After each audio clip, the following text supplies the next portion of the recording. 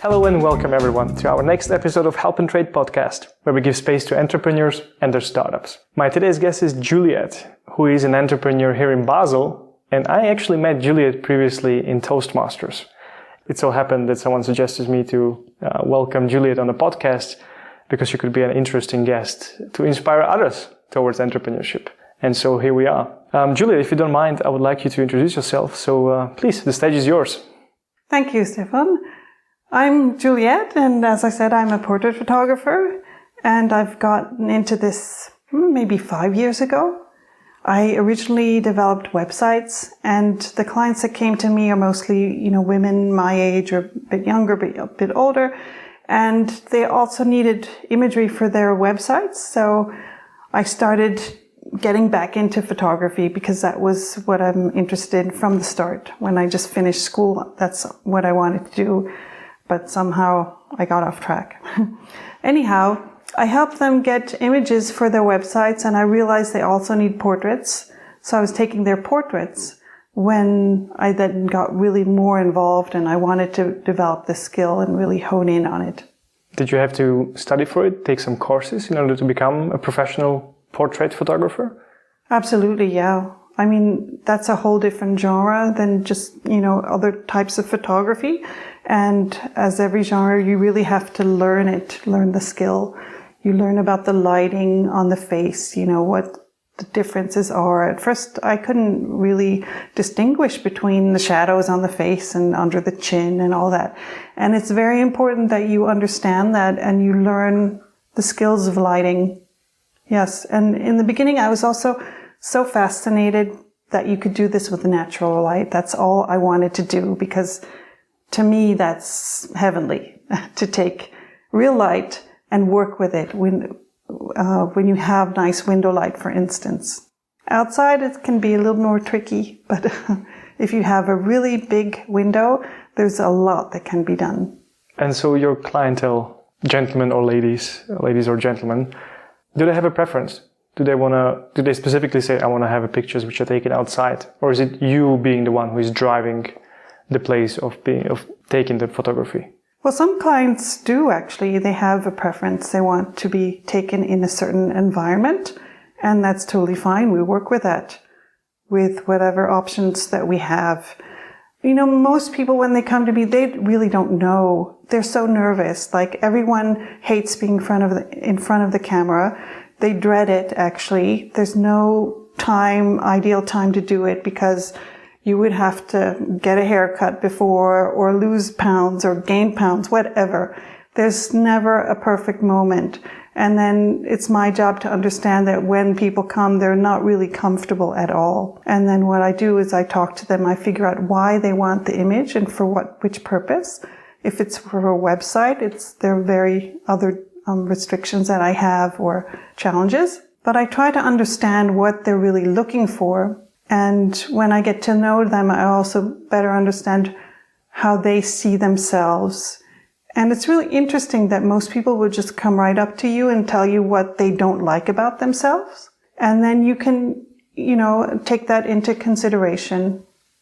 Going back again to your clientele, you were mentioning ladies being the focus of your clientele. It's mostly women of certain age, above 30, I said, if I remember well. Yeah, above 30, 40. Yeah. How comes?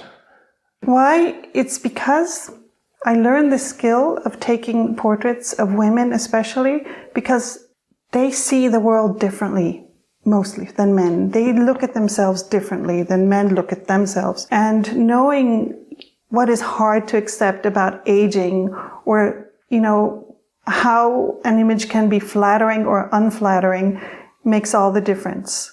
So I understand that the older you get, the more wrinkles or the more things you have that you think are not popular, especially when you have a business. It might sound ridiculous, but we all try to look ideal and pleasant. And there is a special way to photograph in a way that is more flattering than other ways. And this is not only for women, I must say, it's totally for men as well. But men are probably not as discriminating, or it doesn't matter that much to them until they see the difference. My experience so far with professional photographers was that I completely entrusted myself into their hands, and every time when I saw the result, I was really happy with it, except maybe one time. Oh, that's good. Well, with women, I think it's another case, because usually they're very unhappy. It takes them longer to get an image that they're really happy with.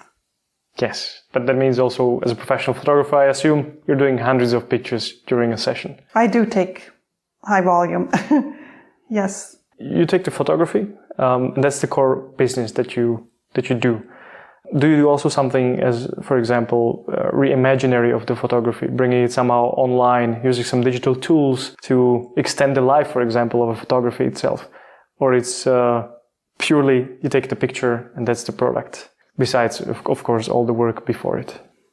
It really depends. Right now, I'm working on a project with two other people, a body language expert and an art historian and consultant. And together we have a project where we help people develop an image concept for their business. So they might want a portrait of themselves or a representation of their business, and to have a concept and generate an idea, that's what we want to do together. And this is totally fascinating because this is a full day workshop. We go to a museum and we look at the images there and people in the portraits, and we study their body language and the symbolic meaning of certain ways that they are posed. And then we take creative ideas from the museum, and then in the afternoon we work together on building your own concept for a business photography. This is fascinating because I understand little about body language or, for example, the power of the voice. It is not my expertise. But I'm certainly aware of that, for example, there are certain power poses which people can do, which showcase strength or dominance, for example. I'm just assuming that if I was an entrepreneur and you were the one taking a picture of me based on the concept which you just described, I would probably aim for something as a powerful pose that would signify that I have my entrepreneurship in my hands and I am very much empowered by it. Is there a chance that at the end of the day, all the men are going to have the same kind of a picture, so essentially beating themselves into the chest, and all the ladies will have a very flattering picture? Or do you think it's going to be more variety in there? Well, there is a tendency, yes.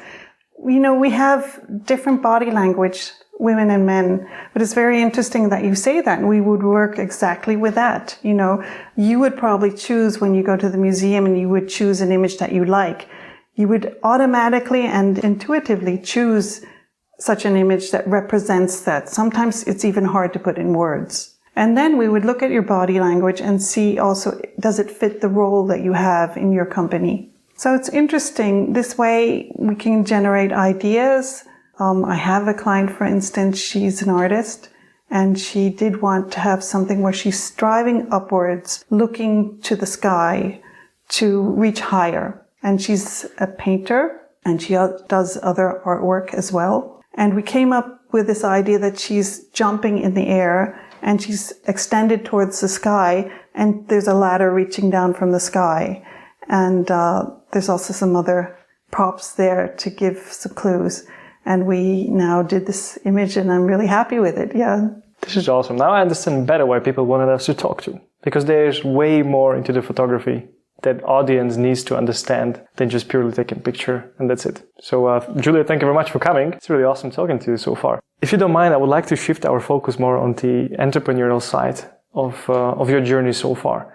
How did that all develop? You said after your studies you wanted to become an entrepreneur, but it didn't so much happen with the photography. And then there was a time span of when you were full-time employed or you had your life essentially. So what was the story there? Well, I've done so many different things in my life, and this is something that I needed time to develop. So I couldn't just jump in. I really needed to take courses. I needed to experiment, and it's hard from the beginning to establish a business if, you're just working from scratch, basically. I also have a family, so I couldn't just quit my job. I needed some income, but I didn't work full-time, never. So I have a part-time job, and this is, helps me get the bills paid and is also, quite interesting on the side. But that's how I actually started. So I started renting a space and then telling people about this. And I was doing my websites as well. I was in the web design business and helping mostly solo entrepreneurs with this. So that's how I got into it. But it really takes time. I think the most important thing is to build a network and it's very, for me, I'm an introvert, right? And I'm not someone who easily talks about what I do. And for me, I needed that assurance that I knew what I was doing. And it took me a bit longer. What made you really do the step towards entrepreneurship? Being an introvert, reaching out and building a network seems like a challenge of itself. But then doing that courageous step of self-empowerment through entrepreneurship, what made you change your mind? I guess at a certain point in life, I realized if I want to do something in my life that's fulfilling, I better start now. Now is a great time. Always, right? Even if it's late in life or early in life, now is the best time to do it. And I would not want to look back and say I didn't try at least. So I think it's important to aim for what you want because you create your life, right? Absolutely. I am meeting various people these days, and often the first sentence is, "Oh, this is so amazing that you go for the entrepreneurship." I mean, of course, most people don't see what is all behind that. But to some extent, most of people actually cannot imagine themselves doing it for various reasons. Sometimes it cannot really follow up. Why not? Because, I mean, I did it, so why not you? And I cannot say I'm the most brave person in the world. I don't think so. I'm just trying, just as you described. I'm just trying to make the step. And I did the first step, which is great, probably the most difficult one. But I'm just trying to go through the days and achieve the ultimate goal, which is for me building up Help and Trade as a successful startup. And that's why it's interesting to have you here and hear that even a person which is not really trusting yourself as you were at the very beginning, but throughout the years, you just came to the conclusion, well, why not? Let's do this. What would be your thing to encourage others to do this step as you did? What happened to me is when I saw this thing that I could have, it was portrait photography, right? I met a teacher and she made it really easy to understand. And I thought, I can do that. I can do that. And it's not only that I thought I can do it, I felt it was the right thing to do. And then from there, it's not thinking about what it entails to become an entrepreneur. That's what I want to do. I didn't want to think about bookkeeping and taxes and all that stuff. So I didn't. So that's the first step I think I took without even realizing I'm going to be an entrepreneur. And when you just go ahead and do what you want, things start to come together. Or at least I'd like to believe so, right? There are many obstacles, there are many challenges, I won't deny that at all. But suddenly I found myself in a situation that is also very, very nice. I get to meet new people. These people are so inspiring to me. It's a real joy and pleasure to meet them all. Then I get to do creative projects. I get to be my own director. I get to take my own vacation whenever I want to, right? And all these things give you so much energy as well. So I think that's basically what encouraged me to do this. And then, reading about people who have challenges as well and understanding not all entrepreneurs are the same. Not all people are, very strong and outgoing and outspoken and extroverts. They're all different kinds of people. And I also think that society is changing. We're in this total mindset of, I'll work until I'm retired and then I'll have a good life. Well, I'm not sure that works for everyone anymore. I'm sure I will have to work longer. And I want to be doing something that I like in that time. Fascinating. I'm trying to also find kind of like a formula, recognizing the pattern among all the other people that were, for example, here. But there is something that makes you different, and I'm not sure what it is. Maybe it is that you are by nature an introvert person, and the people who were here before, they seem way more outgoing, way more open to what is happening around them, and yet you successfully launch your entrepreneurial career. it's great. It's really great to see, and I like this. And I would really like to encourage others to do so. That showcase them that, look at Juliette. Juliette did this step. Why not you? It would be interesting to see you also on some other events where you could be a speaker, for example. This is what I was actually like to ask you, is that we met at the Toastmasters. Was the Toastmasters actually somehow involved in you becoming an entrepreneur? Did it help you somehow? That you could, for example, formulate your ideas better, or did you feel more encouraged to speak out?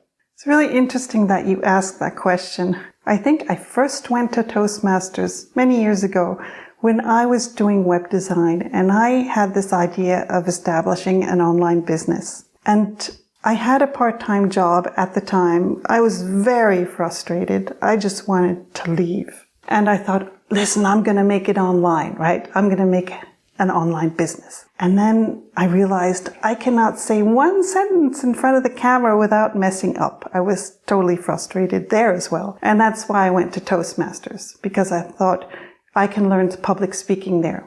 I still have video recordings from that time because I wanted to sell online courses, how to build a website, with WordPress, set it up in a few hours and so on. And when I look back at those videos, I'm actually really surprised. And I thought, that wasn't that bad after all. What was I thinking? But I must say there was some self-sabotage involved there, because I did sell some courses and then it freaked me out. I thought, this is not good enough. It has to be better. I have to do this. It must look better. The website must, be perfected. And now I realize it's, you just have to get going. But finally, I also realized that that was not the thing I really wanted to do. And that's possibly why I didn't push forward there. At the end, you landed a photography career as an entrepreneur, which is exactly what you wanted to do. So, well done. Yes, I'm happy about it. What are your next steps? What do you plan to do? Well, one project, for instance, is the business portrait, which I just told you about. And that's, it involves a lot of preparation and discussion with people. So I'd like to keep that going. And for the future, I'm working on developing another style that can be done in terms of a portrait in nature with women, and also a modern boudoir type of photography. What does the last part mean? Well, it's about, when you look at boudoir photography, it's usually this sexy style of portraits of women, which is totally not my thing. But I do see a side in women that is sometimes not lived enough, that can be awakened. It's more of a sensual type of portrait, or a portrait that represents the strength of a woman, represents the strength of a woman, or shows the dance of a woman and the whole aura of being a woman. So it could also be movement. Sometimes it's, more of a light, dark portrait. So I'm working on a few different styles that can be developed from that. And my idea is to invite women who would like to rediscover that in themselves. I can very much imagine that there's going to be a high demand for that. I mean, you will have to do first the step of encouraging women to come over and do that, which is probably going to take some time. Or you will first have to have the right portfolio to showcase that, look, this is a normal woman, just like you, who did this beautiful picture, and so can you. There are certainly some steps you will have to take in advance, which I'm just really thinking out loud right now. But yeah, well done. Sounds like a great idea. I think you're right, because it takes a lot of courage to do this type of thing, right? You're showing yourself, you have to stand in front of the camera. Who's going to see it? What am I going to do with these images? But if you have them, and that feeling that you had during the shoot, where you discovered that you are confident about your body and you're interested in playing and just having a good time, then it becomes a whole different thing as a package. It's more like it's something that really empowers you, and you have a result at the end. So I do think you're right. I will have to convince people by talking about it, talking about the experience, by having images to show them. That's what I'm doing now, having different photo shoots, so I have some images to show, so I can actually describe what I mean by it. one picture tells 1,000 words. Is that so? Or video actually tells even more. So do you actually plan also to shift towards video making, or it's going to be just purely photography? Yes, I discovered that during the Corona lockdown time, that it's a good idea to learn video. So yes, I'm actually really excited about getting into video. I realize it's very time consuming and it's a lot of work. But what I like about it is developing a story, and it connects me to my clients. So for instance, I would like to do a promotional video for a mindfulness expert, and we're working on a way to get this across so that it's interesting, it's enticing, and it has vivid imagery in the video. So there are various ways of doing this, and I'm experimenting with that, and I'm having a good time. That means you're learning to do the storyboard, you're writing a script for the videos. What about all the imagery around the video? Do you have someone who is helping you out with that, or you think you can do it all yourself? I basically do it all myself, or not always. There are some images, free images from the internet that you can use. I don't really use stock footage that's free or anything, but I try to do my own videos. But just thinking of the ways that I can incorporate second shots, like we call this B-roll, that you play scenery over an interview, for instance, to make it more interesting to watch. And those kind of things. I'm kind of a messy poor person, so I have it in my head and then I will make some notes. And when it all comes together, it just comes in a way together where I can put the audio in and I know exactly, oh, this audio fits well or it doesn't. And that's how I roll. But I do make small videos, so it's not much of a problem. As long as they're longer than 1 minute, yes, you need everything. You need a very clean storyboard. You need exactly the text you're going to speak has to be written and rehearsed, or you will be sorry. That's a way to put it, yes. And so we spoke about your business as a photographer. We spoke about your plans to move towards video as well. We really didn't pay attention much about the website building. You mentioned that you were trying to establish your online course for the website building. How is it going? Are you still involved in website building? I'm still somewhat involved in designing websites, mostly for solo entrepreneurs, so mostly for therapists or artists or people who have, their own little business. And I realized at a certain time point that you really have a lot of responsibility with a website. It needs to be up and running. It needs to be updated all the time. You need to invest in marketing. Most people have a newsletter nowadays.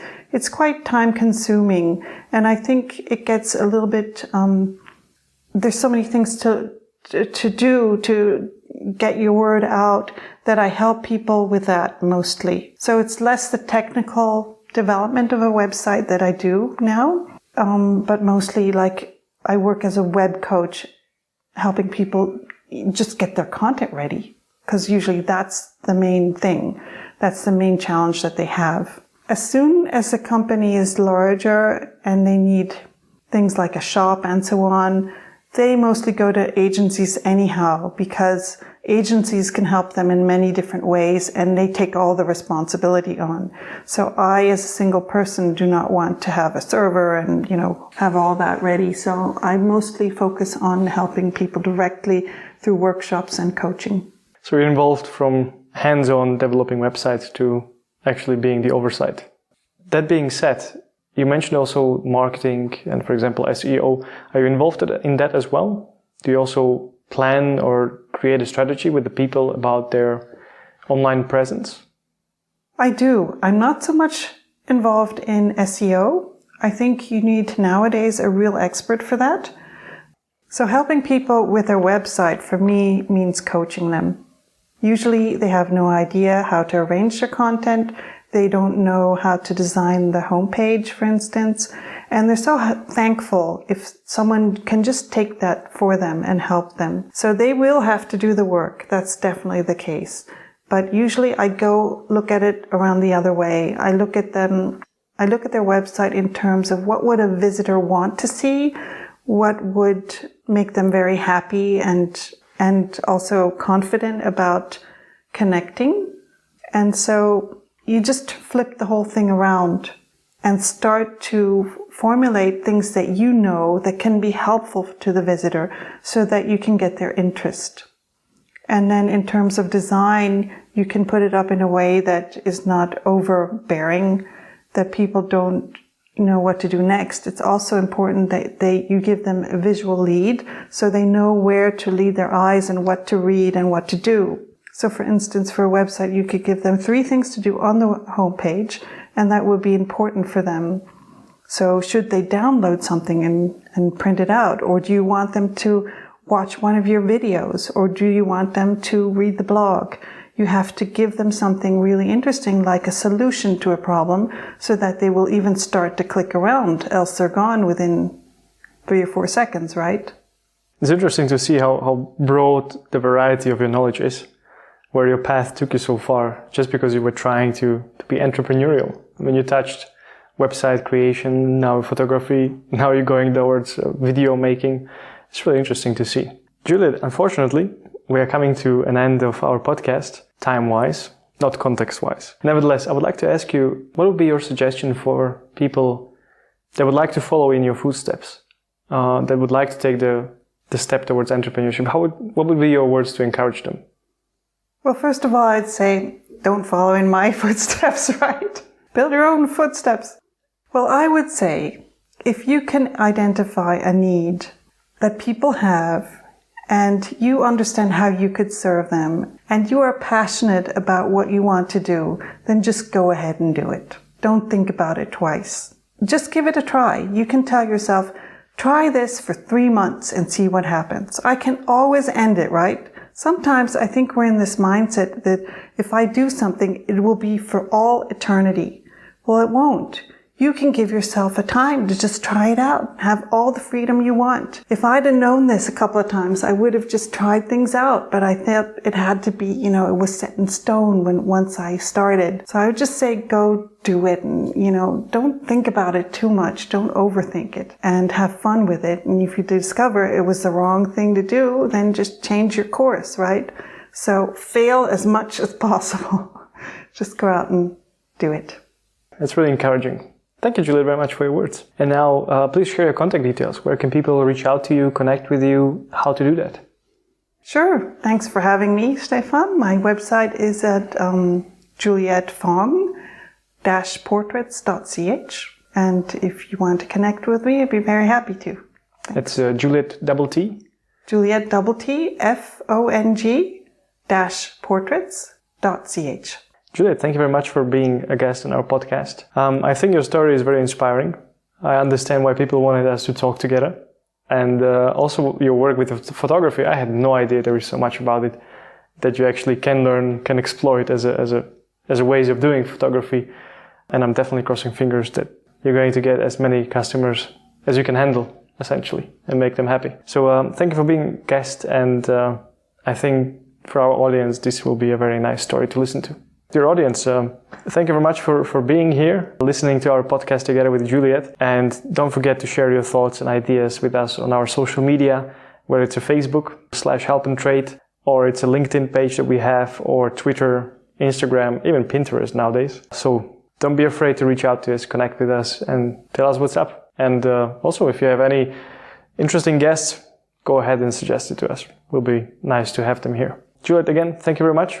I hope the audience to hear you next time. Thank you very much, Stefan, and all the best with your help and trade as well. Thank you very much. See you and bye-bye.